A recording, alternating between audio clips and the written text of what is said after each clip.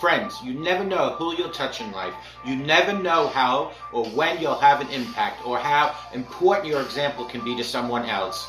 My faith helps me understand that circumstances don't dictate my happiness or my inner peace. The chances you take, the people you meet, the people you love, the faith that you have, that's what's going to define you. You have to be who you are in this world, no matter what. At the end of the day, my friends, it's not about what you have or even what you've accomplished. It's about what you've done with those accomplishments. It's about who have you lifted up, who have you made better. It's about what you've given back to those people. I think personally a role model is a mentor, someone who you see on a daily basis and you learn from them. My faith taught me how to forgive. Faith taught me when people present themselves in a certain way, there's probably some backstory or issue or reason for the way that they are acting. It's not you, my friends. It's them. And a lot of times, it's about something that's completely out of their control. Put God first. I've been protected. I've been directed. I've been corrected. I've kept God in my life, and it's kept me humble. I didn't always stick with him, but he always stuck with me. Don't be afraid to think outside the box. Don't be afraid to fail big, to dream big. But remember, dreams without goals are just dreams, and they ultimately fuel disappointment. And understand, to achieve these goals, you must apply discipline and consistency. You'll never see a U-Haul behind a hearse. It's not how much you have in life. It's about what you do with what you have. That's where the success is in helping others. Say thank you in advance for what's already yours.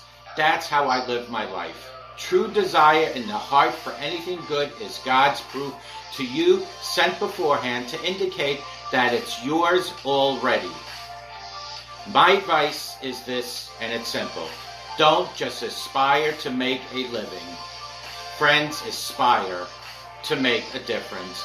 And may God bless each and every one of you, and take good care. Bye-bye now.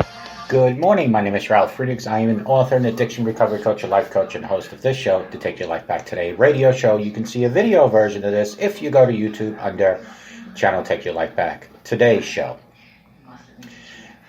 But the Lord said to Ananias, "Go, this man is my chosen instrument to carry my name before the Gentiles and their kings and before the people of Israel. I will show him how much he must suffer for my name." That's in Acts 9:15-16. What I want to talk about is, most of us focus on the incredible accomplishments of Paul, don't we? How he wrote 2/3 of the New Testament. That's really an accomplishment. Took the gospel to the ends of the earth, became the greatest missionary and one of the greatest preachers of all times. Well, friends, sometimes we'll point out his suffering as well, but it's usually isolated. We use it to talk about pain and trials and how to get through them, or how God's power is made perfect in our weakness. All of us and all of that, it is true, but I think we often miss a crucial point. Paul's accomplishments and his sufferings went together, one in one, hand in hand. And there's a reason for that. It's not because God had some kind of secret vendetta against Paul. He had killed Christians, so why not make him drink a little of his own medicine while using him to spread the gospel? As others have pointed out before, it's because for Paul to be used greatly, he had to be wounded deeply. The greater the calling, the greater the cost.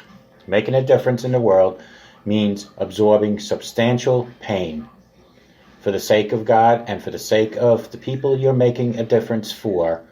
You will go through pain on trying to help others. I know that personally.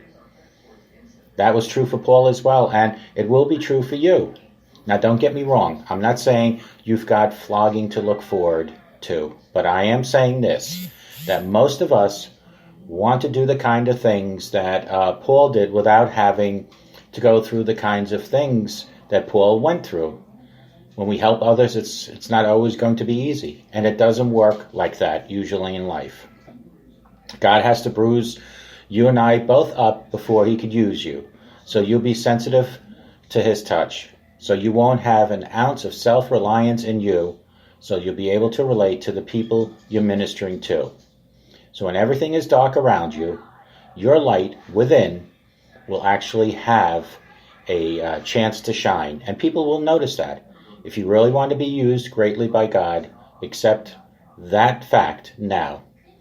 You're going to be tired. You're going to be betrayed many times in your life. You're going to suffer over and over. And Paul did it.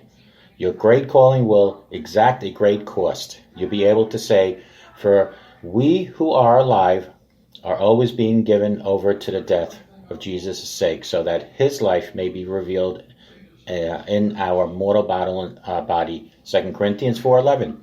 But also like Paul, that won't be a final word for you. You'll be able to say, our light and momentary troubles are achieving for us an eternal glory that far outweighs all the darkness in our lives, 2 Corinthians 4:17. So friends, I wrote a book called Struggles Became My Strength, and that's really what this is all about. You will struggle, but you'll become stronger. Call me at 844-405-HELP. We can help each other take our lives back. Be good to yourselves and always be good to each other. And remember, a smile to that neighbor, an older person, can make a difference in their life, their day, and can make a difference in your life. Remember this, if you want to achieve something, make a difference in people's lives, you're going to be disappointed sometimes. There's always going to be bad apples in that bunch. But for the good ones, it's worth it. Take care. Bye.